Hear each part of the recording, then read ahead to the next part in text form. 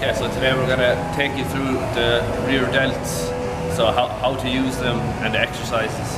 So your rear delts, they're located back here, so it's the back of the shoulders.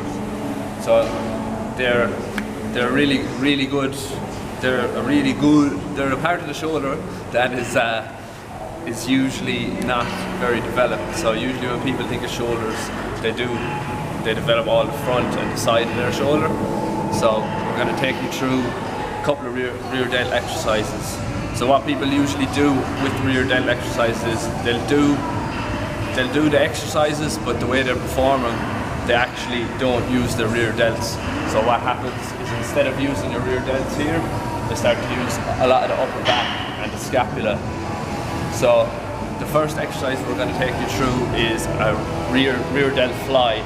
So you can either do these on a machine or with a cable, or you can do it with dumbbells.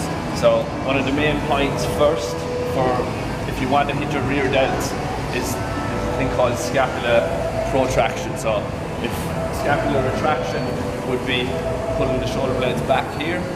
So in order to hit the rear delts, what you want to do is actually protract them. So your hands are going to be out in front here. So it's here.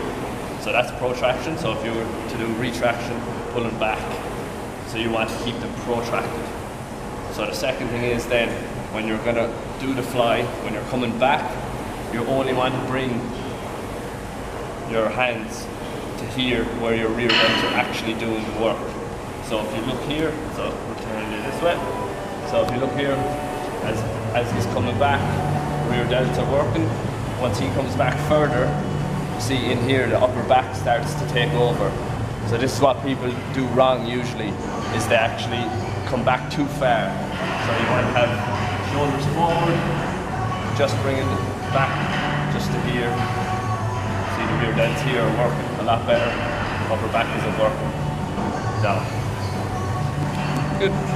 Okay, so with the reverse fly, you're going to start with your hands, thumbs facing each other. So around shoulder width apart, your shoulders are protracted. He's going to pull back, go just to there, and back and go. Good. So if you come around to the back here, so you see here the way he's doing it, shoulders are protracted, the rear delts here are doing all the work. He's not coming back too far, that the scapula is coming in. So you see his rear delts working. So now we're going to change it. So we'll change your hands and do it as if with your shoulders retracted. So this is the way normal people will do it. You watch, see up here, see here, all the upper back is doing all the work. That's it, he's just pulling here. And now go back to track. And now he's just pulling to his range of motion for his rear delt, just to there. Good.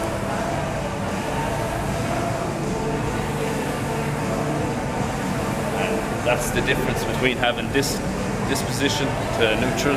It isolates the rear delt. So we're going to turn your hands out this way, and we'll show you the difference that having the hands makes. So all his upper back is being used here, no rear delt. So change back, so the thumbs facing each other. You're going to see the difference all up here. It doesn't do any of the work.